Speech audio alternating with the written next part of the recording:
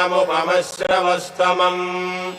ज्येष्ठराजम् ब्रह्मणाम् ब्रह्मणस्पत आनः शृण्वन्नोतिभिः सीदसादनम् श्रीमहागणाधिपतये नमः। अस्य श्रीरुद्रस्य प्रश्नस्य अघोर ऋषिः अनुष्टुप्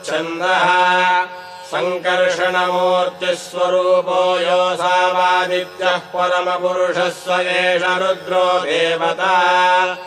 अग्निक्रतुजरमायामिष्टकायागुंसतरुद्रीये जपाभिषेके विनियोगः। नमः शम्भवे च अग्निहोत्रात्मने अङ्गुष्ठाभ्याम् नमः। मयो भवे च दर्शपूर्णमासात्मने तर्जनीभ्याम् नमः। नमः शङ्कराय च चातुर्मास्यात्मने मध्यमाभ्याम् नमः। मयस्कराय च निरूढपशुबन्धात्मने अनामिकाभ्याम् नमः। नमः शिवाय च ज्योतिष्ठोमात्मने कनिष्ठिकाभ्याम् नमः। शिवतराय च सर्वकृत्वात्मने करतलकरपृष्ठाभ्याम् नमः। नमः शम्भवे च अग्निहोत्रात्मने हृदयाय नमः। मयो भवे च दर्शपूर्णमासात्मने शिरसे स्वाहा। नमः शङ्कराय च चातुर्मास्यात्मने शिखायै वषट्। मयस्कराय च निरूढपशुबन्धात्मने कवचायहम्। नमः शिवाय च ज्योतिष्ठोमात्मने नेत्रत्रयाय वौषट्। शिवतराय च सर्वकृत्वात्मने हस्त्राय फट्। भूर्भुवस्सुवरोमिति दिग्बन्धः ध्यानम् आपातालनभस्तलान्तभुवनब्रह्माण्डमाभिस्फुरत् ज्योतिष्पाटिकलिङ्गमौलिविलसत्पूर्णेन्दुवान्तामृतैः अस्तोकाप्लुतमेकमीशमनिशम् रुद्रानुवाकाञ्जपन् ध्यायेदीप्सितसिद्धये ध्रुवपदम् विप्रोऽभिषिञ्चेत् शिवम्। ब्रह्माण्डम् व्याप्तदेहाभसितहिमरुचा भासमाना भुजङ्गैः कण्ठे कालाः कपर्दाः कलितशशिकलाश्चण्डकोदण्डहस्ताः त्र्यक्षा रुद्राक्षमालासुललितवपुषशाम्भवामूर्तिभेदाः रुद्राः श्रीरुद्रसूक्तप्रकटितविभवानः प्रयच्छन्तु सौख्यम्। ॐ नमो भगवते रुद्राय। ॐ नमस्ते रुद्रमन्यव उतो दैषवे नमः। नमस्ते अस्तु धन्वने बाहुभ्यामुदते नमः। या दैषः शिवतमा शिवम् बभूवते धनुः। शिवा शरव्या यातभतया न रुद्रमृडया या ते रुद्रशिवा तनूरघोरा पापकाशिनी तया नस्तनुभाषन्तमया गिरिशन्ताभिचाकसीः यामिषुम् गिरिशन्तहस्ते बिभर्ष्यस्तवे शिवाङ्गिरित्वताम् कुरुमाहि पुंसीः पुरुषम् जगत् शिवेन वचसा त्वा गिरिशाच्छावदामसि यथा नः सर्वमिज्जगदयक्ष्मकुम् सुमना असत्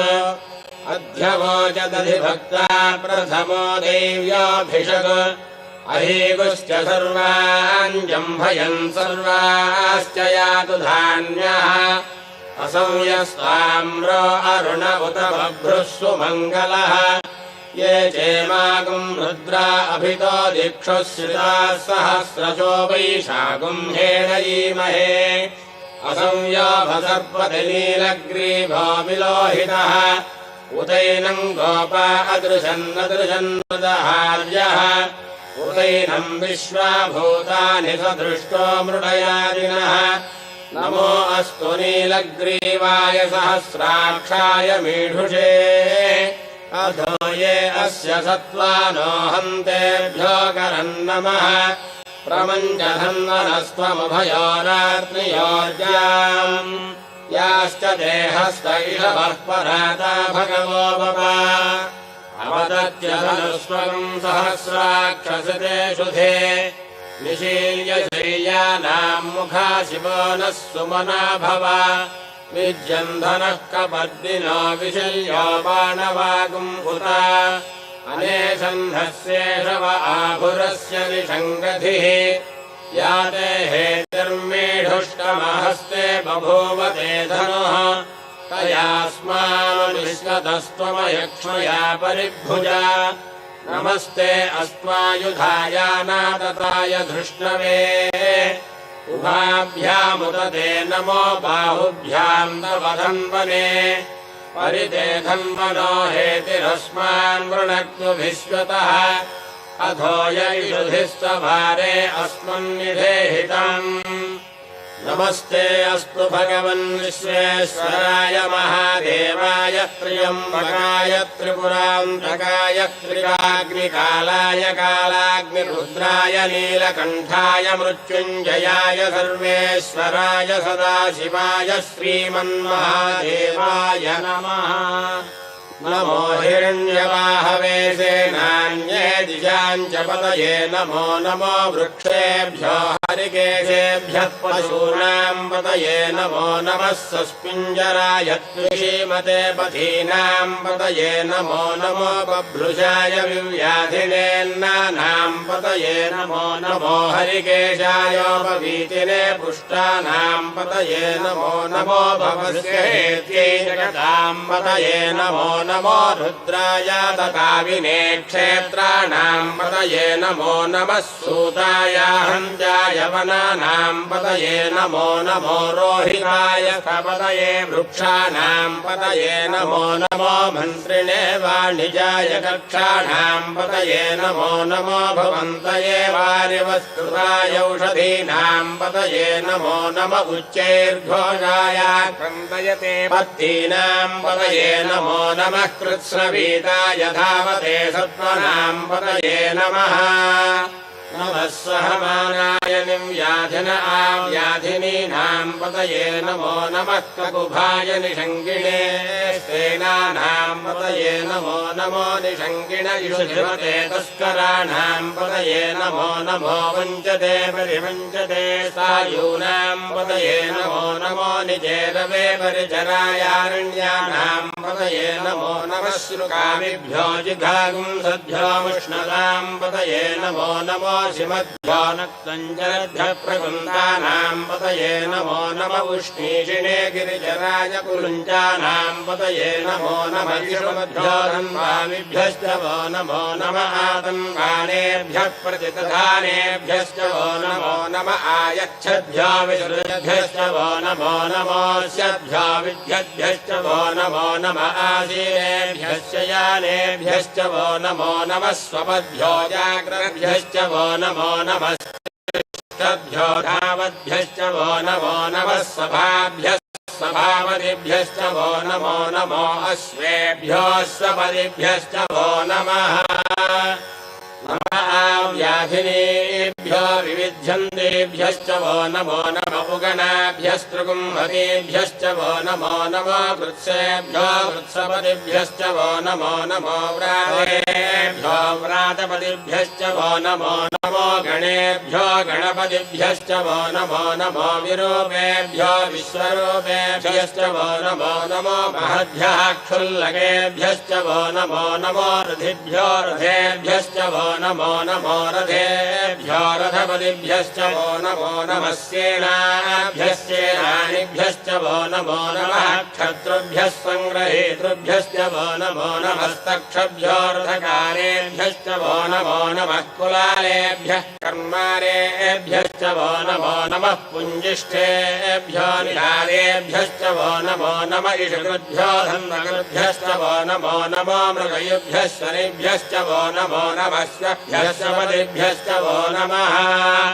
नमो भवाय च रुद्राय च नमः शर्वाय च पशुपतये च नमो नीलग्रीवाय च शितिकण्ठाय च नमः प्रवर्तिने संयुक्तकेशाय च नमः सहस्राक्षाय च शतधन्वने च नमो गिरिशाय च शिपिभिष्टाय च नमो मेधुष्टमाय च शुमते च नमो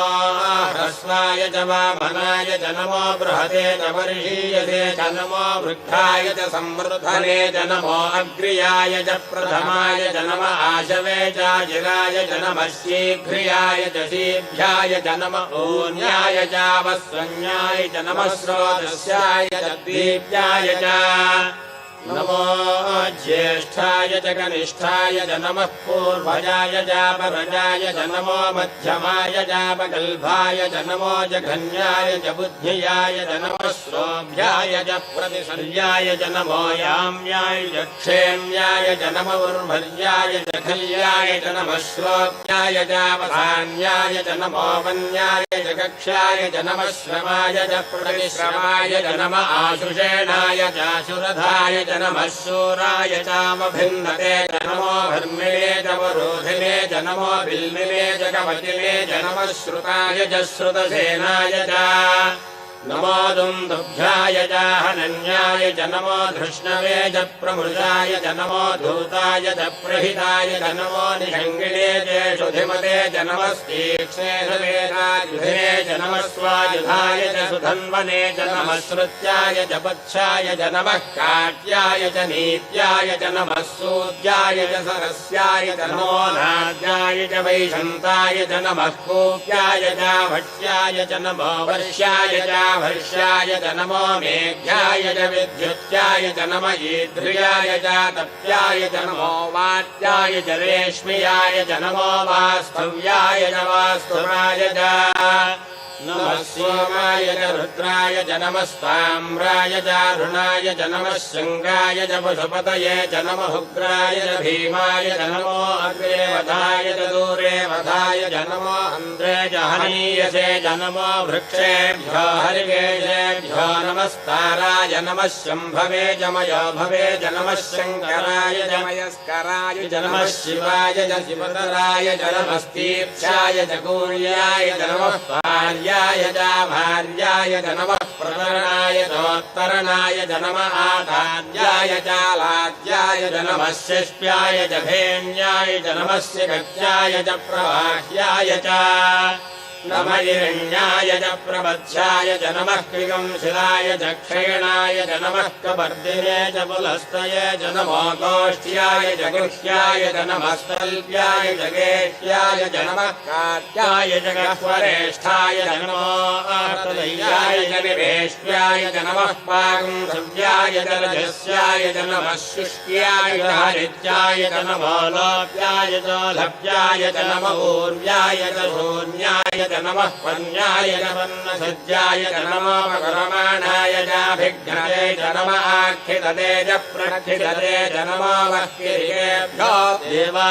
देवानागुंहृदयेभ्यो नमो विक्षीणकेभ्यो नमो विजन्भत्केभ्यो नमः आनिर्हतेभ्यो नमः आमीभत्केभ्यः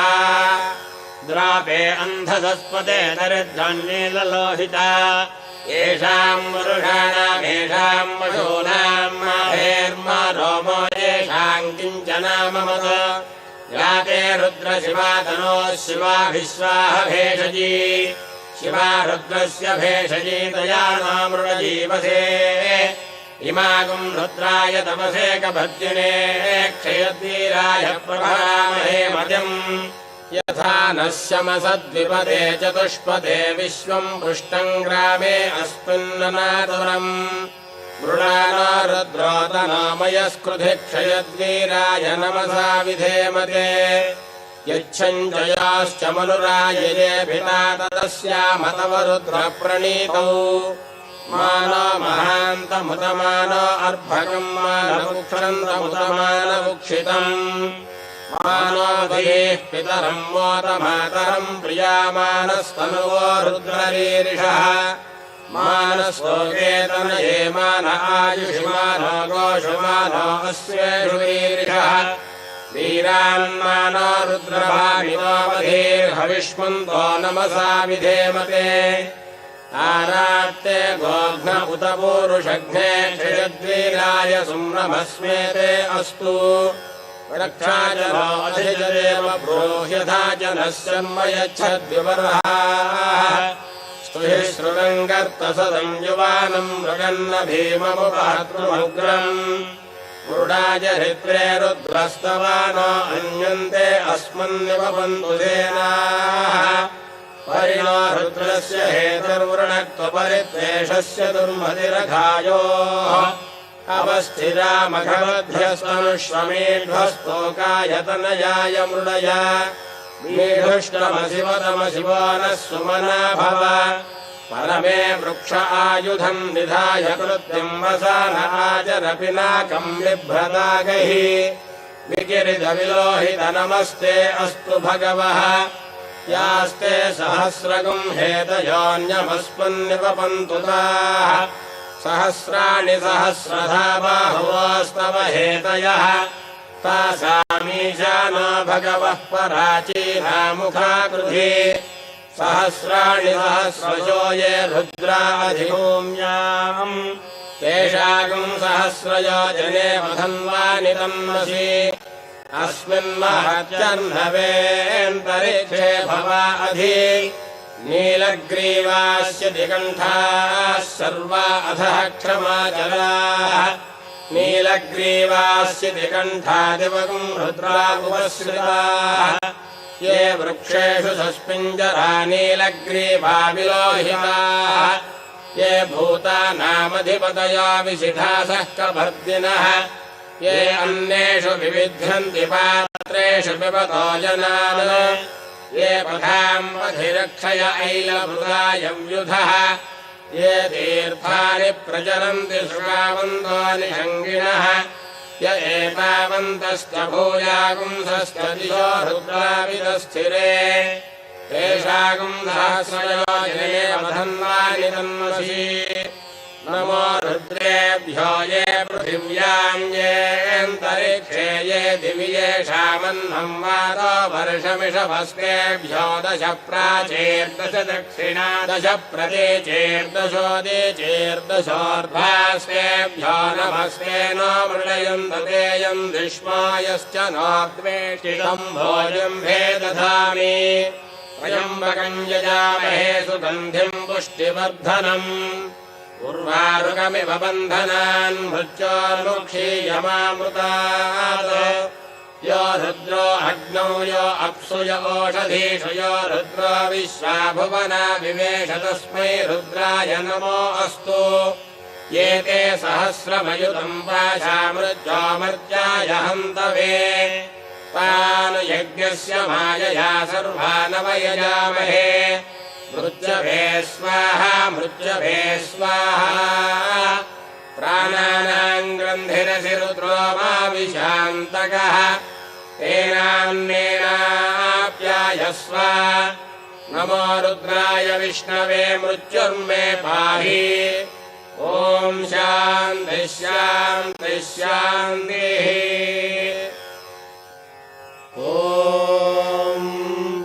अग्ना विष्णो सजाशसेवा वर्धन्तु वाङ्गिरः जुम्नैर्वाजेभिरागतम् वाजश्च मे प्रसवश्च मे प्रयतिश्च मे प्रसिदिश्च मे धीतिश्च मे क्रतुश्च मे स्वरश्च मे श्लोकश्च मे श्रावश्च मे श्रुतिश्च मे ज्योतिश्च मे शुभश्च मे प्राणश्च मे पानश्च मे व्यानश्च मे सुश्च मे चित्तम् च आधीतम् च मे वाक्च मे मनश्च मे चक्षुश्च मे श्रोत्रम् च मे दक्षश्च मे बलम् च ओजश्च मे सहश्च आयुश्च मे जरा च आत्मा च मे तनोश्च मे जन्म च मे वन्म च मे अङ्गानि च मे स्वानि च मे पुरोगंशि च मे शरीराणि च मे ज्येष्ठम् च आधिपत्यम् च मे मन्युश्च मे भावश्च मे वश्च मे म्भश्च मे देवा च मे महिमा च मे परिमा च मे प्रतिमा च मे भस्मा च मे द्राघुया च मे वृद्धम् च मे वृद्धिश्च मे शक्तिम् च मे श्रद्धा च मे जगच्च मे धनम् च मे वशश्च मे तुषश्च मे क्रीडा च मे मोदश्च मे जातम् च मे जनिष्यमाणम् च मे सूक्तम् च मे सुहृदम् च मे वित्तम् च मे वेद्यम् च मे भूतम् च मे भविष्यच्च मे सुगञ्च मे सुपथञ्च मर्धञ्च मर्धिश्च मे क्लुप्तञ्च मे क्लुप्तिश्च मे मतिश्च मे सुमतिश्च मे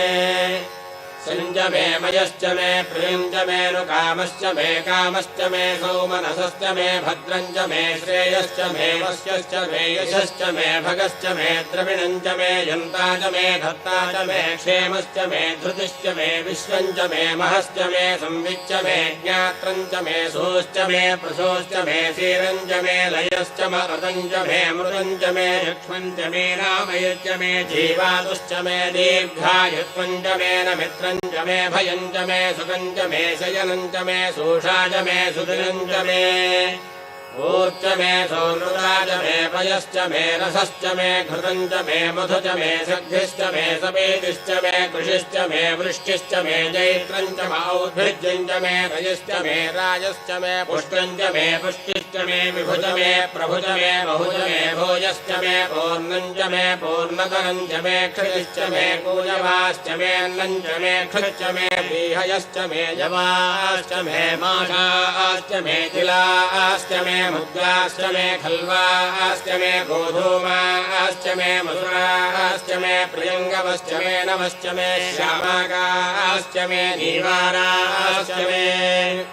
अस्माच मे मृत्तिकाच मे घरयश्च मे पर्वताश्च मे शिखराश्च मे वनस्पतयश्च मे हिरण्यञ्च मे यश्च मे शीलञ्च मे त्रपुश्च मे श्यामञ्च मे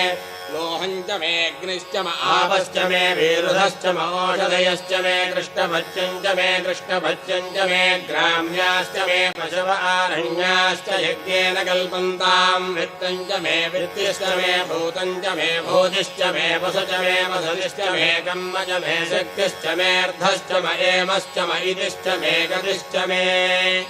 अग्निश्च म इन्द्रश्च मे सोमश्च म इन्द्रश्च मे सविता च म इन्द्रश्च मे सरस्वती च म इन्द्रश्च मे पूषा च म इन्द्रश्च मे बृहस्पतिश्च म इन्द्रश्च मे मित्रश्च म इन्द्रश्च मे वरुणश्च म इन्द्रश्च मे त्वष्टा च म इन्द्रश्च मे धाता च म इन्द्रश्च मे विष्णुश्च म इन्द्रश्च मे श्वनो च म इन्द्रश्च मे मरुतश्च म इन्द्रश्च मे विश्वे च मे देवा इन्द्रश्च मे पृथिवी च म इन्द्रश्च मे अन्तरिक्षं च म इन्द्रश्च मे ज्योश्च म इन्द्रश्च मे दिशश्च म इन्द्रश्च मे मूर्धा च म इन्द्रश्च मे प्रजापतिश्च म इन्द्रश्च मे अगुंसुश्च मे रश्मिश्च मे दाभ्यश्च मे धिपतिश्च म उपागुंसुश्च मे अन्तर्यामश्च म इन्द्रवायवश्च मे मैत्रावरुणश्च म आश्विनश्च मे प्रस्थानश्च मे शुक्रश्च मे मन्धी च म आग्रयणश्च मे वैश्वदेवश्च मे ध्रुवश्च मे वैश्वानरश्च